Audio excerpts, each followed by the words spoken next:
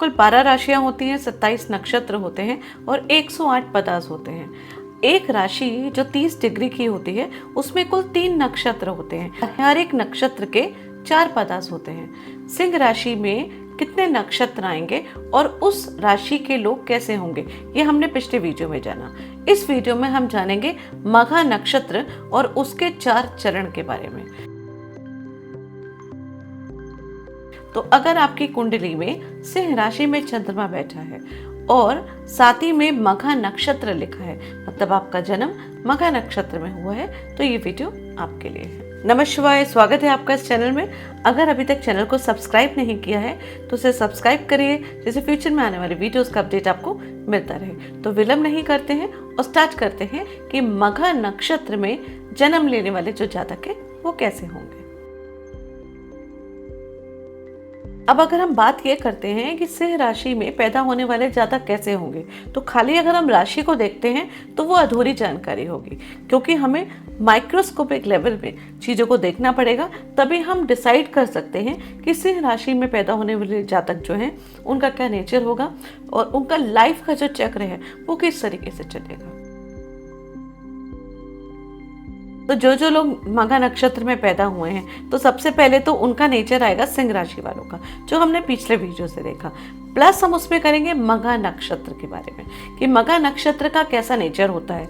तो उनके अंदर मघा नक्षत्र की भी जो तत्व हैं, जो उनका बिहेवियर है, वो भी आएगा। उसके साथ तीसरी चीज जो ऐड होगी वो होगी उस पर्टिकुलर नक्षत्र के चरण, क्योंकि हर एक चरण किसी पर्टिकुलर प्लैनेट से रूल हो रहा होगा। मघा नक्षत्र जो है उसके चारों चरण सिंह राशि में आते हैं। इसका मतलब धर्म, अर्थ, काम, मोक्ष, ये चारों चरण, जो चारों क्वालिटीज हैं, वो आपको सिंह राशि में ही मिलती है। मघा नक्षत्र जो है वो एक रॉयल एनर्जी वाला नक्षत्र है। मघा नक्षत्र पितरों का नक्षत्र भी कहा जाता है। जो जातक मघा नक्षत्र में पैदा होते हैं उनको अपने पिछले जन्म के पुण्य जो है उसका सौभाग्य प्राप्त होता है और एंसेस्टर्स जितने भी हैं उनका आशीर्वाद जो है वो पूर्ण तरीके से प्राप्त होता है और उसी की वजह से वो आगे जो है जीवन में बढ़ते हैं। मघा नक्षत्र एक रॉयल, कार्मिक और पावरफुल नक्षत्र है। ये डिग्निटी को, पावर को, हाई पोजीशन को, लीडरशिप, रिस्पेक्ट, रॉयल्टी, इन सब चीजों की एनर्जी जो है वो दर्शाता है। साथ ही में व्यक्ति को स्पिरिचुअल ग्रोथ की तरफ भी लेके जाता है। ये नक्षत्र बताता है कि व्यक्ति को अपने पिछले जन्म के पुण्य का जो सौभाग्य है वो प्राप्त हुआ है और पितरों का पूर्ण तरीके से आशीर्वाद जो है वो इस नक्षत्र के जातकों के ऊपर रहता है। इसका सिंबल जो है वो रॉयल पालकी है, मतलब राज सिंहासन, जो कि पावर को, डिग्निटी को, सेल्फ रिस्पेक्ट को और राज्य को दर्शाता है। मघा नक्षत्र जो है वो केतु से रूल होता है। इसका गण जो है राक्षस है, लेकिन इसकी एनर्जी डिस्ट्रक्टिव नहीं होती है, वो कंस्ट्रक्टिव पावरफुल एनर्जी होती है। इस नक्षत्र का वर्ण जो है वो शूद्र है, जो दर्शाता है कर्म को, मतलब कि इस नक्षत्र में जो पैदा होने वाले जातक हैं वो अपने कर्म के लिए बाध्य होते हैं। वो जो है जीवन भर कर्म करते रहते हैं। इनफैक्ट अपने जीवन के अंतिम टाइम पे भी वो कर्म करते हैं, उनको रिटायरमेंट नहीं मिलता है।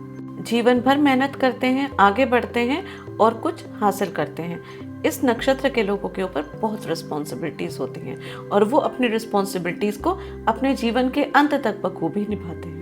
मघा नक्षत्र का एलिमेंट वाटर है, जो कि इमोशंस को दर्शाता है। तो इस नक्षत्र में जो पैदा होने वाले जातक हैं वो डेप्थ में इमोशनल होते हैं। मघा नक्षत्र जो है वो त्रिदेवों से जुड़ा हुआ है, ब्रह्मा, विष्णु, महेश। ब्रह्मा जी जो कि सृष्टि के रचयिता हैं। इसी प्रकार मघा नक्षत्र में पैदा होने वाले जो जातक हैं वो जीवन भर काम करते हैं, कुछ बड़ा क्रिएट करते हैं, कुछ ऐसी चीज करते हैं, कुछ ऐसा बनाते हैं, उनकी पीढ़ियां भी उस चीज पे राज करती हैं, उस काम को आगे बढ़ाती हैं। तो ये कुछ ऐसा बड़ा करते हैं जो भी मघा नक्षत्र में पैदा होते हैं। इसे ब्रह्मा जी को भी मघा नक्षत्र से जोड़ा हुआ है, विष्णु जी को मघा नक्षत्र से जोड़ा हुआ है, क्योंकि पीपल का पेड़ जो है वो मघा नक्षत्र से जुड़ा हुआ है और विष्णु जी का वास जो है वो साक्षात पीपल के पेड़ में होता है। ये विष्णु पुराण में मेंशन है। और बरगद का पेड़ जो कि मघा नक्षत्र से जुड़ा हुआ है, साक्षात ब्रह्मा, विष्णु, महेश तीनों ही इसमें वास करते हैं। क्योंकि बरगद का पेड़ सबसे लंबे वर्ष तक जीने वाला है, उसी प्रकार मघा नक्षत्र में पैदा होने वाले जो जातक हैं वो अपनी लेगेसी छोड़ के जाते हैं। वो आगे अपने पीढ़ी दर पीढ़ी जो है उन लोगों के लिए कुछ काम करके जाते हैं, कुछ ऐसा बड़ा काम करते हैं कि उनके जाने के भी कई सालों तक उनको याद किया जाता है। हमारा शरीर आत्मा छोड़ देती है और फिर दूसरे शरीर में धारण कर लेती है, और उसके जो कर्म होते हैं वो आगे जो है वो ट्रांसफर हो जाते हैं। ऐसे ही जो मघा नक्षत्र में पैदा होने वाले जातक हैं, ऐसा कहा जाता है कि उनके पितृ जो हैं उनका आशीर्वाद उनको मिला होता है, उनके पितरों में से ही उनमें से किसी का जन्म हुआ होता है। वो काम जो उन्होंने छोड़ दिया है उस काम को आगे बढ़ाने की इनके ऊपर जिम्मेदारी होती है। तो मघा नक्षत्र वालों के ऊपर रिस्पॉन्सिबिलिटी होती है अपने पितरों के काम को आगे बढ़ाना, उनके मान सम्मान को आगे बढ़ाना, अपने परिवार के धर्म कर्म को आगे लेके जाना और आगे सारे बच्चों को और आगे की पीढ़ियों को बताना और समझाना। धर्म और कर्म दोनों को साथ में जोड़ के रखना, ये मघा नक्षत्र वालों की प्रॉपर रिस्पॉन्सिबिलिटी होती है। त्रिदेव हैं जो मघा नक्षत्र से जुड़े हुए हैं, स्टेबिलिटी, लॉन्ग लाइफ और स्पिरिचुअल एक्टिविटी को भी डिनोट करते हैं। इस नक्षत्र के लोगों को और रिलेट किया जाता है ईगल बर्ड, जो बर्ड दी गई है मघा नक्षत्र को, इसलिए ईगल बर्ड दिया गया है क्योंकि ईगल जो है वो काफी दूर तक के निशाने को जो है वो देख लेती है, उसको भांप लेती है, और इसी तरीके से मघा नक्षत्र में जो पैदा होने वाले जातक हैं वो दूरदर्शी होते हैं। वो आज के बारे में नहीं, वो आगे के बारे में सोच के उसी हिसाब से कोई भी काम करते हैं। वो हमेशा कोई भी काम करने से पहले ये ज़रूर तय कर लेते हैं कि उसका आगे इम्पैक्ट क्या पड़ेगा, और उनका काम इसी तरीके से आगे जो है वो बढ़ता रहता है। ये लोग फार साइटेड होते हैं, अपने काम पे प्रॉपरली फोकस रखते हैं, इनको क्लियरली पता होता है कि इनको जीवन में क्या अचीव करना है और किस तरीके से अचीव करना है।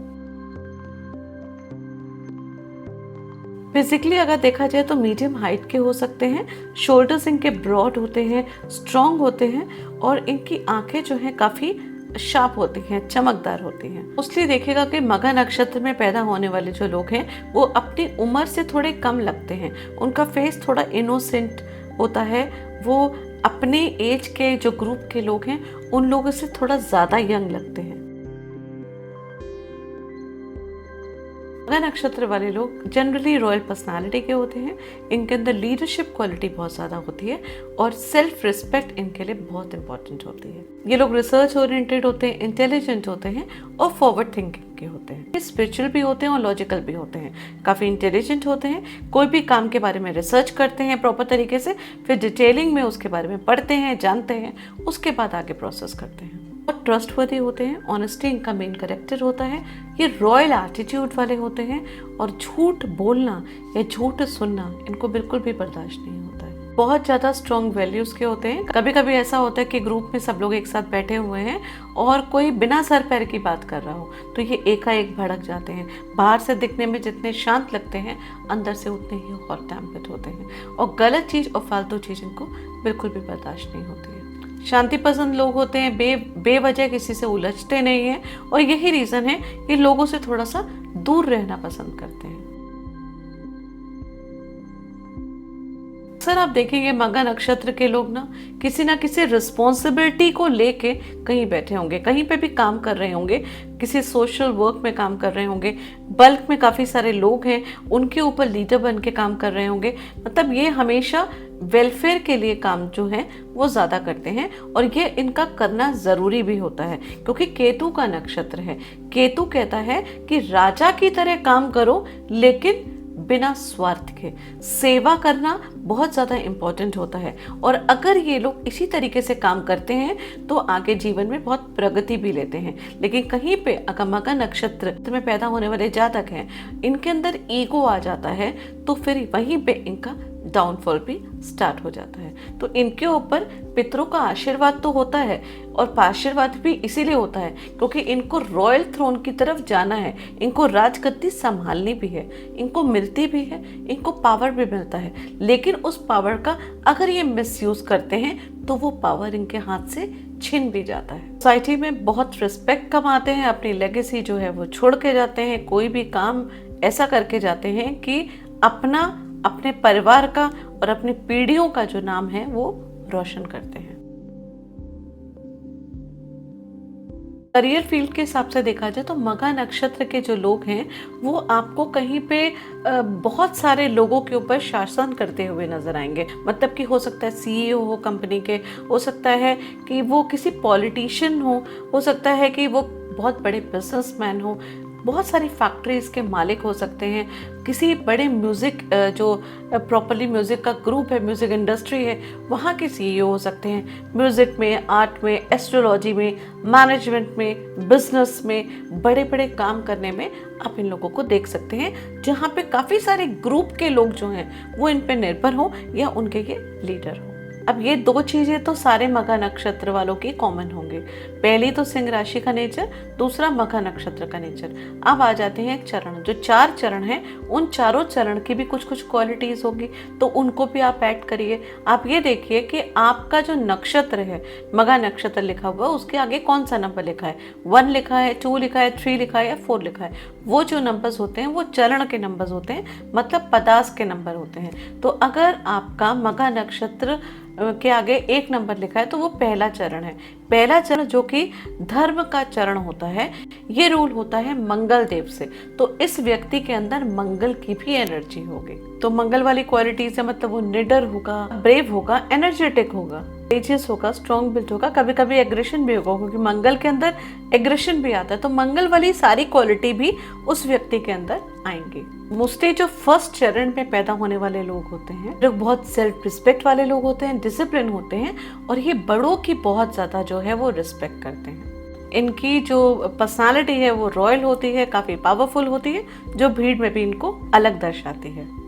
तो क्योंकि ये पहले चरण में है और ये मार्स की एनर्जी के साथ है, तो लीडरशिप क्वालिटी डेफिनेटली इन लोगों के अंदर और ज्यादा आप नजर आएंगे और ज्यादा देखेंगे। एक स्ट्रॉन्ग जो है ना अंदर से इच्छा होती है कि मैं हमेशा टॉप पे आऊं, मैं हमेशा फर्स्ट आऊं, और इनका इस तरीके का बिहेवियर जो है वो इनको टॉप पे लेकर भी आता है। तो मोस्टली ये अपनी पावर से लोगों को प्रोटेक्शन करते हुए आपको नजर आएंगे, लोगों के आगे लोगों को लीड भी करेंगे और उनको प्रोटेक्ट भी करेंगे, क्योंकि मंगल की क्वालिटी भी इनके अंदर आ गई इस वजह से। वाइज अगर देखा जाए तो गवर्नमेंट में, एडमिनिस्ट्रेटिव में, आर्मी में, वो भी हाई पोजीशन में आप इन लोगों को देख सकते हैं। पॉलिटिक्स में, हाई अथॉरिटी में बहुत सफलता प्राप्त करते हैं, और कहीं पे भी जहाँ पे रिस्पॉन्सिबिलिटी लेनी हो, ये कभी भी रिस्पॉन्सिबिलिटी लेने से पीछे नहीं हटते हैं। कोई रिस्पॉन्सिबल काम, रिस्पॉन्सिबल जॉब करते हैं, ये सफलता भी प्राप्त करते हैं, और इनके लिए स्टेटस, सेल्फ रिस्पेक्ट और पोजिशंस बहुत मायने रखती है। इनकी लाइफ में कुछ चैलेंजेस भी आते हैं, इनको कभी कभी अपनी ईगो को हैंडल करने में प्रॉब्लम आ सकती है, और कई बार ऐसा भी देखा गया है मघा नक्षत्र के जो व्यक्ति जो नेटिव फर्स्ट चरण में पैदा होते हैं, इनकी फैमिली मेंबर्स की हेल्थ में इश्यूज हो सकते हैं। इनकी एक बहुत अच्छी क्वालिटी होती है, एल्डर्स के लिए और अपने पितरों के लिए ये बहुत ज्यादा डिवोटेड होते हैं। इनफैक्ट उनके नाम के दान पुण्य करने में भी ये हमेशा आगे होते हैं। अब आते हैं दूसरे चरण में।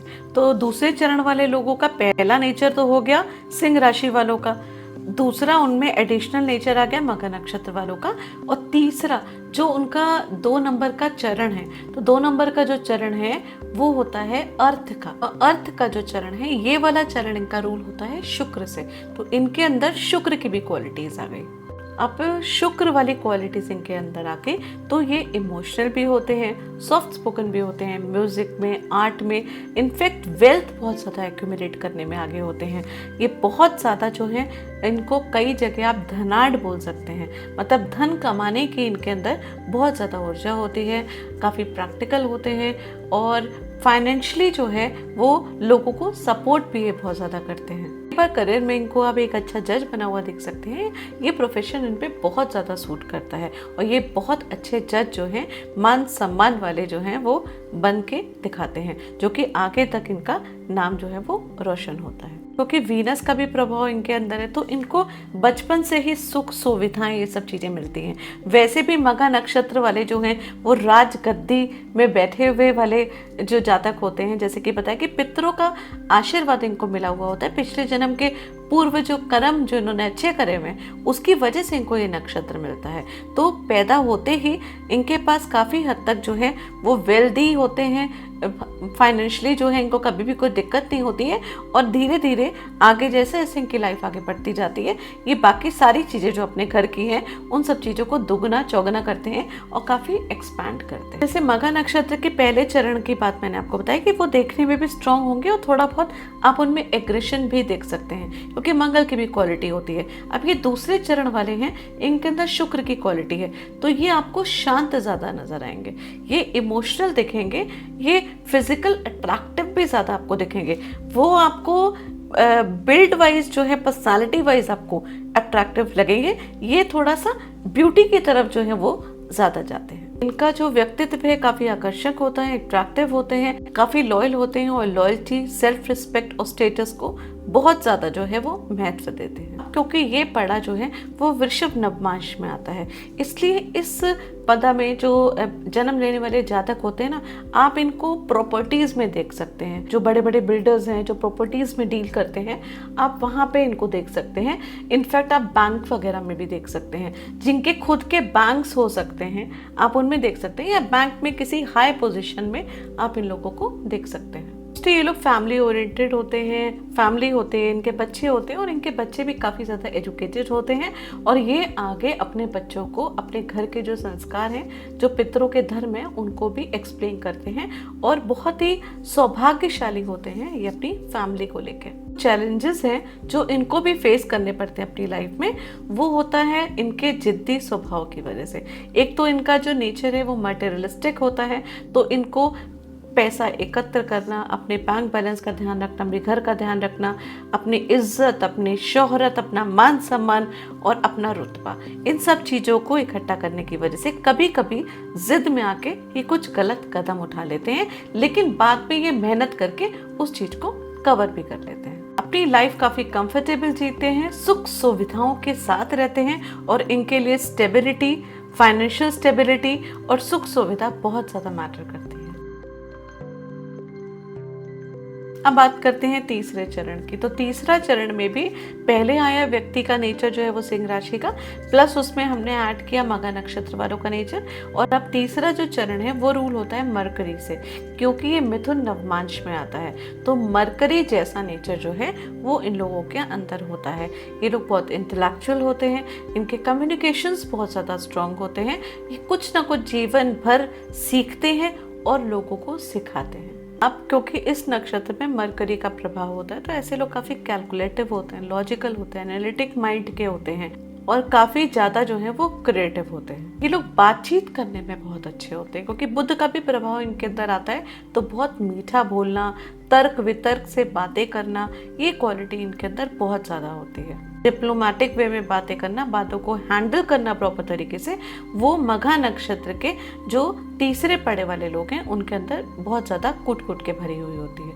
उनकी बातों में कभी भी कोई एग्रेशन नहीं देखेंगे, उनकी बातों में कभी ईगो नहीं आएगा, वो बहुत डिप्लोमेटिकली चीज़ों को जो है वो हैंडल कर लेते हैं। इनके बहुत बड़े बड़े आइडियाज़ होते हैं और प्रेजेंटेशन देने में, अपने आइडियाज़ को लोगों के संग एक्सप्लेन करने में ये बहुत ज़्यादा आगे होते हैं। काफ़ी डिटेलिंग में जाते हैं, काफ़ी रिसर्च करते हैं, ये भी बड़े बड़े रिसर्चर्स होते हैं, बहुत बड़ी बड़ी चीज़ें जो हैं उसको रिसर्च करके आगे जो है वो लोगों को कम्युनिकेट करते हैं, जिससे कि आगे जो उनका नाम जो है वो काफ़ी आगे बढ़े। हमेशा मघा नक्षत्र के जितने भी लोग हैं वो कुछ बड़ा करने इस जीवन में आते हैं, और वो कुछ ऐसा करके जाते हैं जिससे कि उनके जाने के बाद उनकी पीढ़ी दर पीढ़ी जो है उस प्रॉपरली उनके कर्मों से आराम भी, सुख भी भोगती है, और अपने पीछे के जो एंसेस्टर्स हैं उनका नाम भी रोशन करते हैं। नक्षत्र में जो लोग होते हैं, पैदा होते हैं, आप उनको बहुत अच्छे एडिटर्स देख सकते हैं, इनकी राइटिंग स्किल्स बहुत अच्छी होती है,